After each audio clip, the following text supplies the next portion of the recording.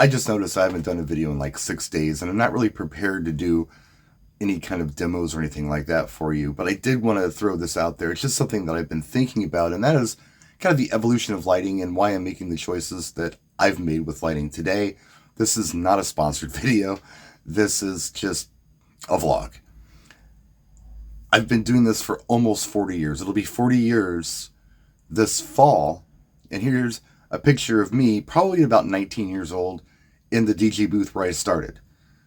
I worked there on and off from the time I was 13 to the time I was almost 20, I guess. And that was my first experience with lighting. There were some household light switches kind of built in to the countertop. Some of those lights were flashy. There was a beacon that spun around. And then there were some other lights that were for the mirror ball. Just pin spots that hit the mirror ball and the mirror ball motor. It was really pretty simple. If people are just doing regular skating around the skating rink, you use the beacons and, I don't know, something else that maybe spun around. If they were doing like a couple skate, you turned all that off, and then you just turned on those pin spots to hit that mirror ball, and you created that effect. It was pretty simple. And that's the kind of lighting that I used even as a mobile DJ going out. It grew a little bit. You had some pars that would do colors. The way they would do colors is you would put gels in them to create the colors. Usually I dealt with the par 36s. They weren't huge. They had the E27 screw-in style lamps. So you put like regular floodlights in there, and then you put a gel in front of it that would create a color. I would put 4 of them on an overhead truss and put a light computer on those particular pars.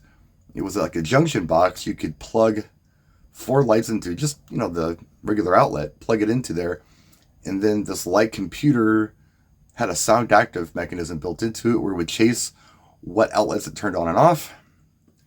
And that would create like a dance wash, trusses over my head, pars were shooting out at the audience. I got a dance wash.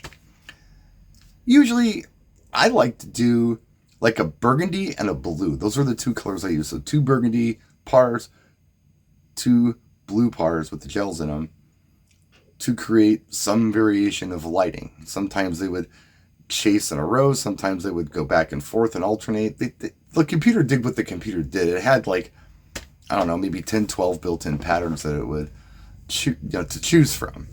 Of course, you turn that off and kind of do the same thing with the mirror ball and the pin spots for the slow dances and such. But when it was dance time, that was a cool effect. We also had these effects that were coming out that were a little more ambitious, like ADJ doing things like the sunlight or the aggressor, those types of moonflower effects that we could use as well. And those bulbs burnt really hot. You turn them on, they'd spin around, sound active, do something kind of exciting on the dance floor, create some kind of effect. And when you didn't want to use it, you turned it off. You'd have to leave it off for probably 10, 15 minutes, let that bulb cool off real well before you turn it back on. That was the duty cycle. Otherwise, you might risk popping the bulb if it was still warm and then you hit the switch. But you know what? We managed. Sometimes you'd have to replace bulbs. Always had to replace floods in the par 36s. So that was just a constant thing. You'd show up at a gig, you'd plug everything in, one would be out, whatever. You have a couple spares in your light case or whatever. You pull that out. Sometimes it got to the point where I'd have to use household bulbs if I was out of things. You use like a 100-watt bulb or whatever, and it worked. It created a little wash. Then I'm thinking it was probably in the early 2000s, I started seeing this incorporation of this DMX protocol into our lighting as DJs. That was something that was for concerts and festivals. There was a lighting guy. He was the expert. He'd program these lights. He would run this light show. And then there was like a separate sound guy, But here, the lighting companies are saying, hey, let's incorporate this into DJ stuff so they can have control of their lights too. I first saw it in scanners. It's the first time I ever saw it. I think it was an ADJ scanner, maybe, where it was affordable for DJs, kind of in that price range. Still a lot of money, but you get a couple of those, and yeah, you could run them standalone with these did things, or you could learn this DMX protocol, just like the big concerts do. And you could control them to do exactly what you wanted them to do. Put them where you wanted them, all that stuff. That was different because, I never really thought a lot about the lights, except they created some excitement and ambience for either fast dancing or slow dancing. But where the lights were particularly, where they were aimed, as long as they weren't in someone's eyes, like, that was okay. And we're talking about the 100-watt bulbs with the gels over them. They weren't really blinding. The gel was kind of a filter. It wasn't a big deal to look at the light source. Kind of like look at your television set. That doesn't hurt to look at your television set. It didn't hurt to look at these lights. But some of these new fixtures were getting brighter and brighter, especially when LED came out. That stuff was really bright. I wasn't really thinking about it at first. I just do it like I always do. I just shoot my lights out at the audience. It won't be a problem. Then I went up to the audience and saw what they were seeing. Oh my gosh, this was too bright to be in anybody's eyes. I had to start thinking about aiming the lights in different places to create these washes. And most of the time, although these fixtures were DMX compatible, I was running them in some sort of standalone because I just didn't want to deal with DMX as a mobile DJ or as a club DJ or whatever. It was always just on-off lighting. Hit the switch, the light's on. Turn the switch off, it's off. And it wasn't a big deal for me to reach under my rack where I had my little light co-pilot with the toggles on it and even the trigger buttons to trigger these effects, to do things, to go on, go off, whatever. The flash buttons were fun for some songs. During breaks and things, you could create a cool light show. And it didn't really take away from your focus on the audience. You only had a few toggles to deal with. And there was no programming involved. You just set them up and aim them. But this DMX stuff, oof, and the LED stuff. The cool thing about LED when it came out, especially with the PARs, is you got RGB. So you no longer had to have a single PAR dedicated to a color. You could have a single PAR that did all colors. And quite randomly is usually how I ended up doing them at first. They just did what they did. And then I discovered the whole master-slave thing where one light does something, the other lights do things all in unison just by connecting DMX cables from light to light, daisy chaining them, and telling them what light was the master and what lights were the slaves. That was pretty cool. Didn't need as many lights, but could create many more colors. Again, issue with the brightness though. Got to be careful where you aim these things. And you were kind of limited to a flashy on and off, right? If you DMX things, you could have them do slow fades, where you could have them for slow dance lighting. And I did that at first, and it was pretty cool. I had this big board that was part of my 19-inch rack, and I learned to program this stuff. It was hard. It's even on YouTube. That's how long ago it was. 15, 16 years ago, I was programming these little, I think they were Chauvet, like pin spots, but they were RGB. I was programming the different colors and chases, and then I was having them do slow fades and fast fades. And on this DMX board, I could change the speed and the fade times and all that stuff. That was kind of cool. It was new. It was interesting. Then we started incorporating all these other lights, like moving heads and scanners into this, or I did anyway. And all of a sudden, I've got this DMX show that takes a long time to program, and some of the stuff I just kind of plugged in and let it do things because it was too much for me to program. I didn't want to think about exactly where the light went every time. I just kind of wanted to do things like the old light computer did. I thought that was cool. I started noticing that, I was really struggling with this, especially when I was consulting for companies like ADJ, because I kept getting all of these lights in all the time. It's not like I would get a light show and I would program it all DMX and I would spend the time to hook it all up and take it out to every event. No, every week or two, I had new lights that I was incorporating into my mobile setup because I wanted to show everybody how they worked, It was just too much to program. I didn't want to do this every week or every 2 weeks. Just run them standalone. It's how most people run them anyway. When the little moving heads started coming out, they were feasible to have. And yeah, you could do master slave with those and the lights all over the place. There were show modes where you could kind of get them above the crowd's heads if you knew how to do that. And I tried to do that and get them up on totems or whatever. Sometimes I just put them on the table and aim them up and hope for the best. put them in that show mode. But control really became like this thing, that I didn't like, because I didn't want to DMX all this stuff. And I didn't want to reprogram an entire light show every week or two, or at all. I just kind of grew to hate the whole DMX protocol. It's great if you are the lighting guy on the Ted Nugent tour. It's awesome. If you are a DJ trying to pay attention to an audience and focus on music and focus on planning and all this, I didn't really want to focus on programming lights. And not every situation that I ran into when I went to go set up allowed for me to put the lights exactly where I wanted them to be for the show I would program anyway. I don't have time to reprogram these lights. Kind of stuck with what I got, so I didn't like it. I remember talking to any of the lighting companies that I was consulting for over the years about simpler control. Can we make it simple, where we have some control, even if it's on and off, instant on and off, without this boot time for this little DMX computer to make a light come on? Can we make stuff that it's just simple on and off? I mean, if I had that, I'd be happy. I don't need to tell the light exactly what to do. The built-in controls are pretty cool if you aim the lights in the right way, but just a simple on and off is a pain in the butt. Can't we get this? Can't we do like some kind of a universal remote control on RF? And there were some universal remotes that were pretty cool, and I used them, but they didn't work on every fixture that the company like ADJ was building. They work on some, but not all. It was not a consistent thing. That was a pain in the butt.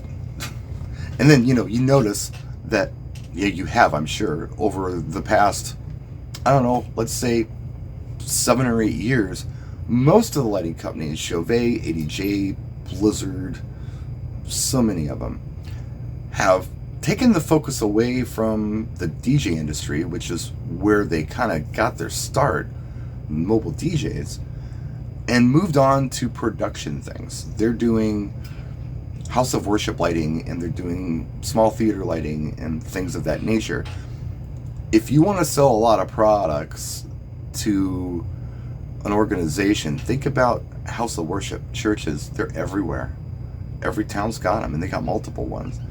And every church wants to draw some really cool wow attention to what they're doing, so cool light shows are a really neat way to go. So if you're looking for a market, there's your market, churches. You can sell a lot of lighting to churches. This stuff is DMX. This stuff is higher end than what we were using, or what we care to use. Most of us care to use as mobile DJs. If you're doing big production, that's another thing, but most of us mobile DJs working alone, just trying to create some ambience on the dance floor, don't need this big stuff. And certainly don't want to pay the price for this big stuff. Don't want to carry it. Don't want to set it up. Don't want to program it. I certainly don't anyway. Some people love this stuff, by the way. There are some out there who are just, they can't get enough of DMX. I know people like that. The more complicated a fixture is, the better. The more DMX you need to do, the better. The bigger the fixture, the better. All of these things. I'm just not that dude. And, when I'm talking about this stuff on YouTube, I'm trying to talk about it from, a DJ's perspective, like a mobile DJ's perspective. Not a production guy's perspective. I'm talking about it from my perspective. I can only speak from my perspective. I can try to empathize with the rest of you, but I can't really speak for you. I'm talking about people like me who are going out and doing 150-person wedding receptions tops sometimes, But yeah, I was always trying to talk him into doing something that was just easier. And then I think it was in 2018, I got together with the guys at Ape, and I was super skeptical. It sounded weird. I didn't understand why this stuff was so special. It's a light, it shines a color, just like all these other lights. And then when I actually got my hands on some of them, I got the 8 Maxis, the 1.0 version of those. I was like, okay, I get it now. This is an RF remote. It controls all these lights. There's an algorithm where they all talk to each other, They stay in sync when you do color changes. If you're doing like the rainbow thing, they stay in sync. It was a simple remote control. I like this. And yeah, it would be cool to use moving heads, but I don't need to. I can use these as uplights, which in turn will create wash that washes the dance floor. I can go around the perimeter of the dance floor and do cool things with them. I don't have to shine them in anybody's eyes, all that kind of neat stuff. Then come to find out, I think the next lights I got were the cans from Ape. They work the exact same way, and with the maxis. Okay, wait a minute, this is crazy. Two fixtures, two completely different fixtures, work on the same remote the same way. Then come to find out everything this company makes works on this remote the same way. You can sync all this stuff up together. It all has algorithms that all talk to each other. Wow. This is this is more than I wanted. All I wanted to do was to be able to turn a group of lights on and off, be it moving heads or pars or whatever. If I had 5 remotes on the table, I was fine with that. I just wanted to be able to turn them on and off where they would come on instantly. Not where you'd plug them in or something and it would take, 10 to 20 seconds for them to come on. I want instant, boom. When I'm playing with lights in a break and I want to do like a flash or a quick on when the break's over and the music comes back. That's all I want to be able to do as a DJ. I'm doing other things. I'm mixing, I'm watching the audience, I'm programming. I don't want to spend all my time in lighting. In all fairness, at a concert, there's not somebody mixing sound and doing lighting. Most of the time, you've got a lighting guy and a sound guy. They're working together. I'm not that guy. I'm doing 150-person wedding receptions. I want simple, and this was simple.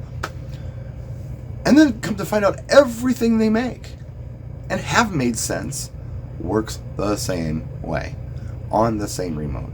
It's an ecosystem that works together. I found what I wanted. It's simple. Are there moving heads? No, not currently. I don't know if there's going to be anything coming in the future. Are there LED video screens? Are there all? No. But I've learned to work with just wash lights. I think it's the most interesting fixture anyway. You get more bang for your buck. There's no moving parts. And you get cool color washes.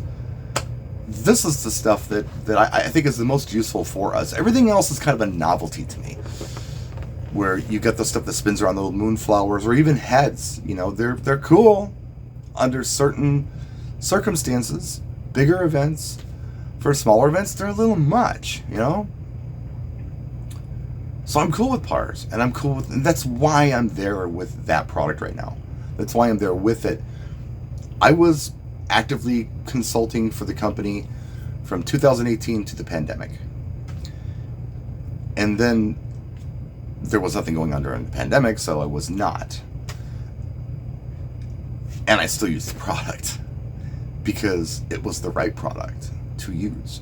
It was the right product for me to bring out to events. It was easy. It was battery powered. It was easy to control. And I just started consulting for them again this spring, like late spring. This is not one of their sponsored videos. This is just me talking as a DJ here. This is why I'm still using this stuff. This is why I'm looking forward to discovering some new stuff that they have. What I have now is fine. Just so you know. There's nothing wrong with my old Ape stuff. I do have Maxi 2.0s, and I do have those bulbs in the porch. But my old Maxi 1.0s, my old cans, my old coins, my old tubes, which I don't use a lot. I don't use the tubes very much, but they're fine. And not only that, they're upgradable. So the colors on the 2.0, the way it worked on the remote, and the way it worked on the color fades and the rainbow was different than how they work on the 2.0. However, what you can do is upgrade the software in the 1.0s to act like the 2.0s. It's not going to change the brightness, but it's going to give you better color mixing and make them sync up with the 2.0s. So 2.0s and 1.0s work together with a simple firmware upgrade that you can do with the Ape Connect. That's why I'm here. That's why I'm doing it this way. It's finally easy, And I can focus on what I want to focus on, which is the music and the audience in front of me. I'm not hyper-focused on lighting. I set them where I want them. I have a remote to turn them on and off. I can hit a quick color fade. I can slow it down, speed it up. I can do music mode if I want to, which I don't use a lot. I use it usually during breaks. It's a cool thing to use during breaks. Wouldn't use it all night. You can also group these lights into 4 different groups and make them do different things. So maybe what I could do is have one group in music mode and then another group or 2 in a fade. That's kind of a cool way to do it. That way the whole room isn't strobing all the time. This doesn't have to be all or nothing, I guess. It can be, but it doesn't have to be. But anyway, I was going to say quick video, but it's not. I'm looking at my counter here. It's over 20 minutes long, and I don't think I've made any mistakes. I was just speaking from, my experience, almost 40 years, where we've been with lighting and where we're going with it. And again, I will say that, and I know I said this earlier, but I've talked to so many companies about, hey, could you just make it easier for DJs? They just want it easier. Just make it so they don't have to worry about DMX programming and such. And some lighting companies will come up with a product that says, hey, yeah, it's got this cool RF remote. You can make these lights do this, this, and this. Yeah, but then none of their other products work on that remote or work in that protocol. So it's like, well, what are you doing? You're giving nobody any reason to buy from you again because your things aren't working together unless you DMX them. And in that case, anything works together from any company when you're DMXing it. It doesn't matter what it is because DMX is kind of the protocol. I mean, if it's DMX, it's DMX. It's going to work together. Where the cool ape stuff with the remote is so nice. Anyway, that's my vlog about that. That's why I'm doing what I'm doing, why I'm using what I'm using. I got to make it easy for me, otherwise I can't do this anymore. Because the harder it is, the more I got to just throw the towel in. I don't have to do that. This is something that's making my life easier, and that's why I'm using it, and that's my story, and I'm sticking to it. Thanks for watching. We'll see you next time. Take care. More videos to come. Practice and enjoy.